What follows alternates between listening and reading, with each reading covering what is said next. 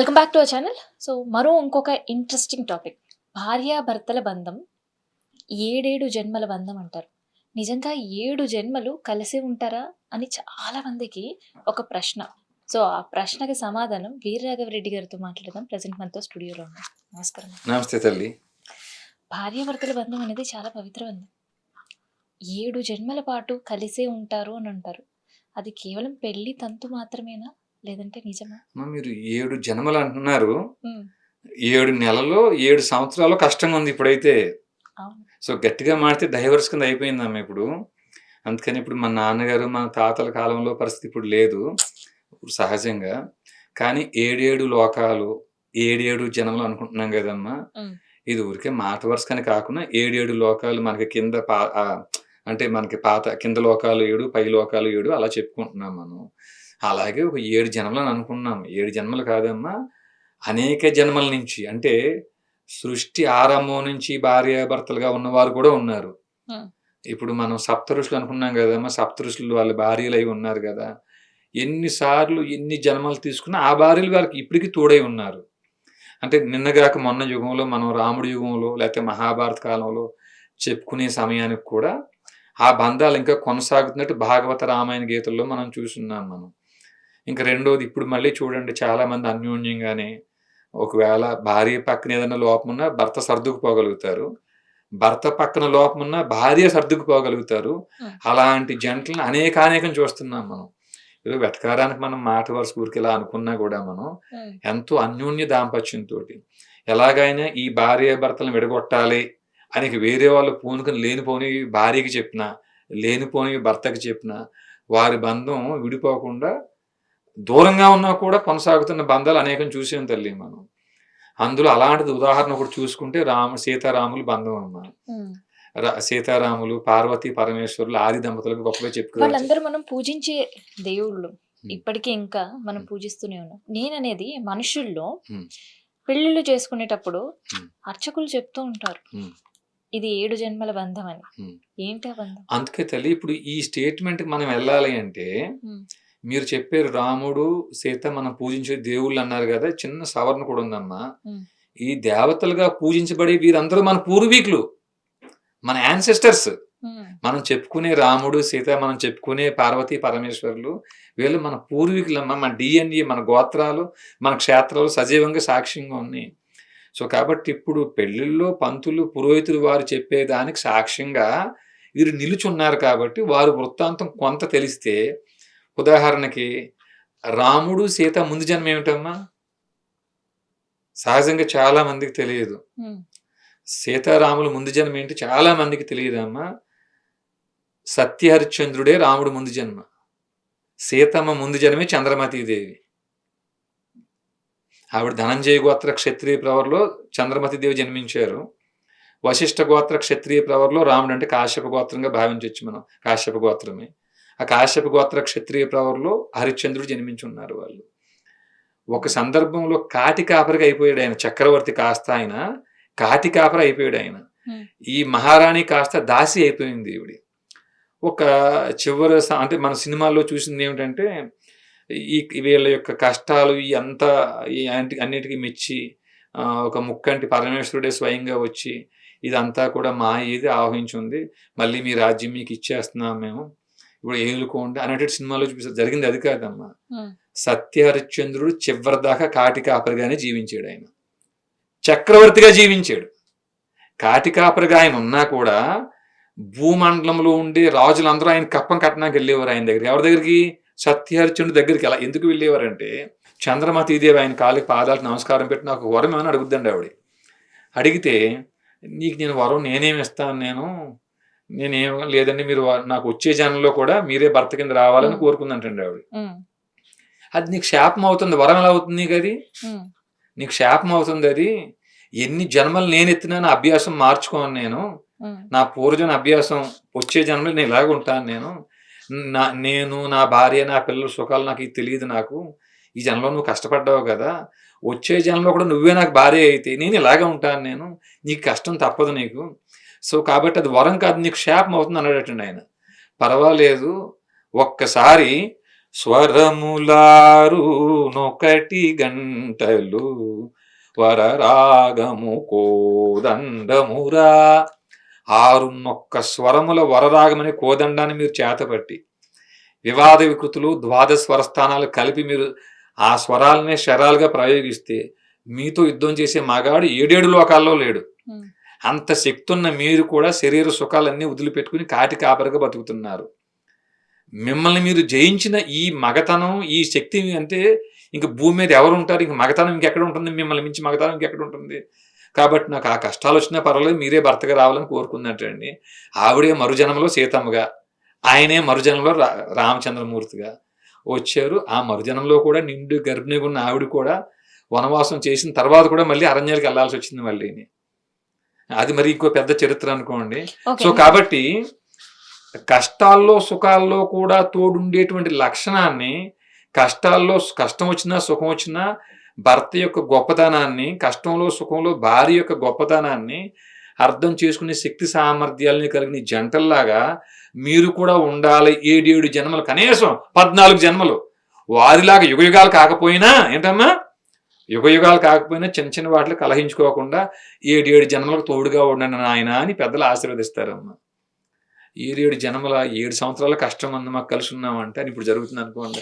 అట్లాంటి వేరే విషయం అది. 7 సంవత్సరాలు పక్కన పెడితే 7 నెలలు కూడా ఉండలేక డైవర్స్ కేసెస్ పెరుగుతున్నాయి. అంటే వీళ్ళందరూ నిజంగా వైఫ్ అండ్ హస్బెండ్ కాదా గత జన్మలో? అంటే అలా కదమ్మా, గత జన్మలో వైఫ్ అండ్ హస్బెండ్ కాదని కాదు, గత జన్మలో వైఫ్ అండ్ హస్బెండ్ గా ఉండి కూడా ఇలాగ ఉండొచ్చు.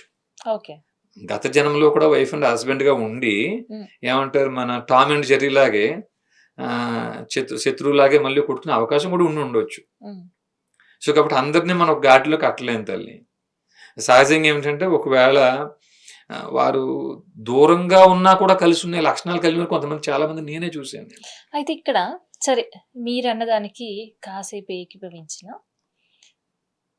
డైవర్స్ చేసి మళ్ళీ పెళ్లి చేసుకునే వాళ్ళు కూడా ఉన్నారు కదా, మరి వాళ్ళని ఏమంటారు?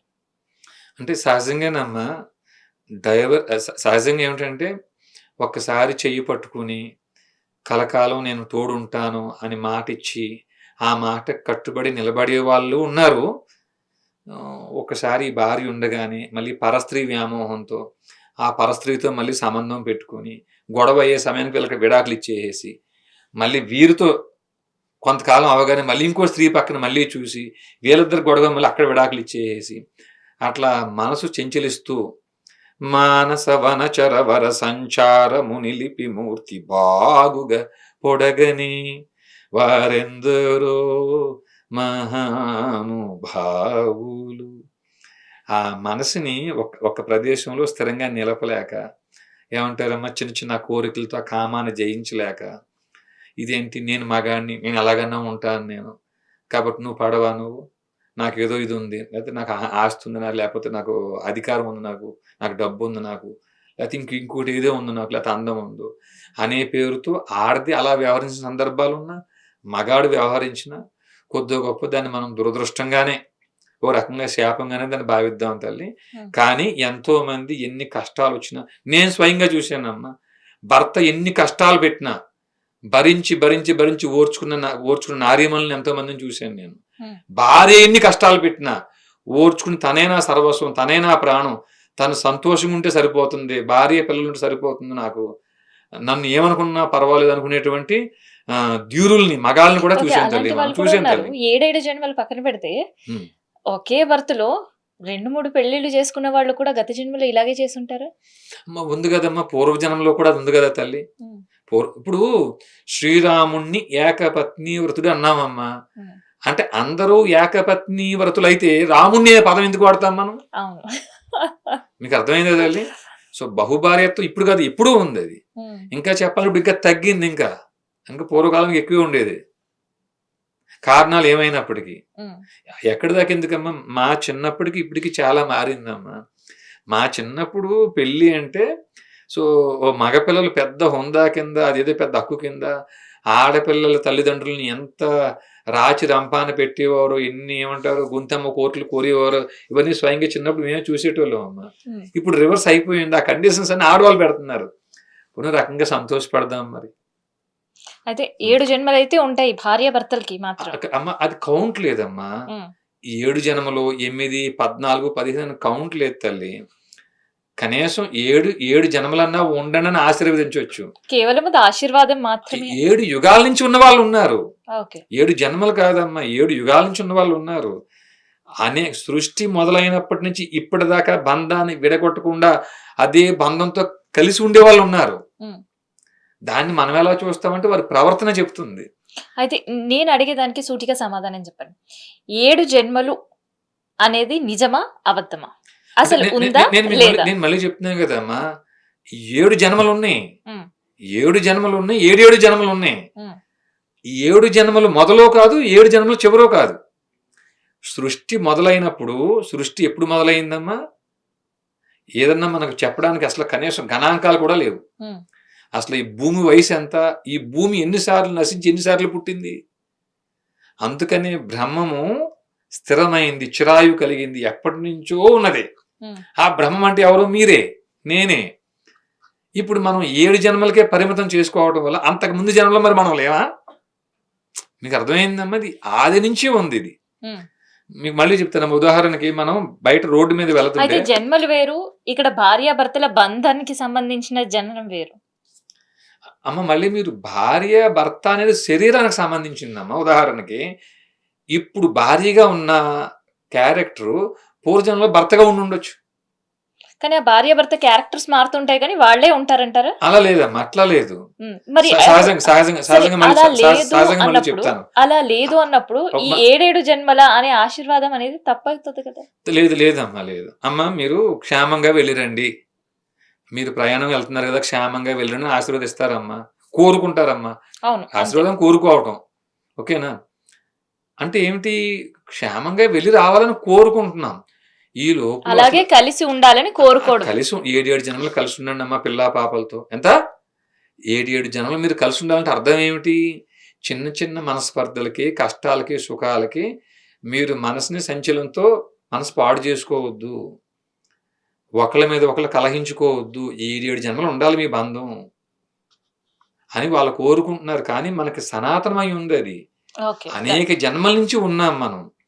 ఇప్పుడు ఈ జన్మలో ఇప్పుడు దాకా ఎక్కడ దాకా మనం బయటకు వెళ్తేనమ్మా, మీరు కారులో వెళ్తున్నా, బస్సులో వెళ్తున్నా, పక్క వాళ్ళు లేకపోతే రోడ్డు మీద వెళ్తున్న వాళ్ళను కొంతమందిని చూస్తే మనకి వాళ్ళు ఏం అనకపోయినా కోపం వచ్చేస్తుంది.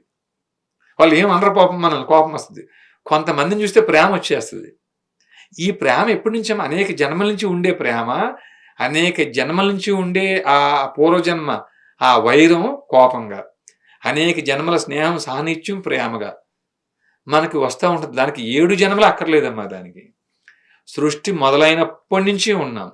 కానీ ఒక్క సత్యం తెలుసుకుంటే, నేను భార్య వేషం వేసిన, నేను భర్త వేషం వేసిన, కొడుకు లేకపోతే తండ్రి వేషం అంటే నేను నా తల్లిదండ్రులకు కొడుకునమ్మా, నా భార్యకి భర్తని, పిల్లలకి తండ్రిని, తోబుట్టువులకు అన్నను తమ్ముడిని అవుతాను నేను.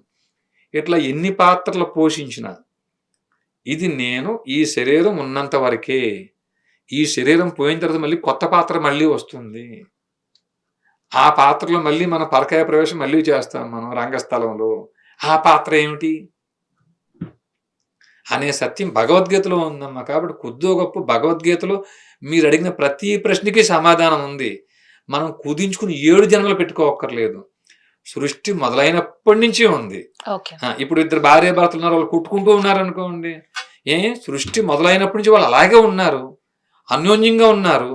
సృష్టి మొదలైనప్పటి నుంచి భార్య భర్తగా వాళ్ళు కంటిన్యూ అవుతూ వస్తూ ఉన్నారు. మనం దాంట్లో అర్థం చేసుకోవటంలో చిన్న చిన్న పొరపాట్లు ఉండొచ్చు, అంతే తల్లి. మనం 7 జన్మలకి కుదించక్కర్లేదు తల్లి.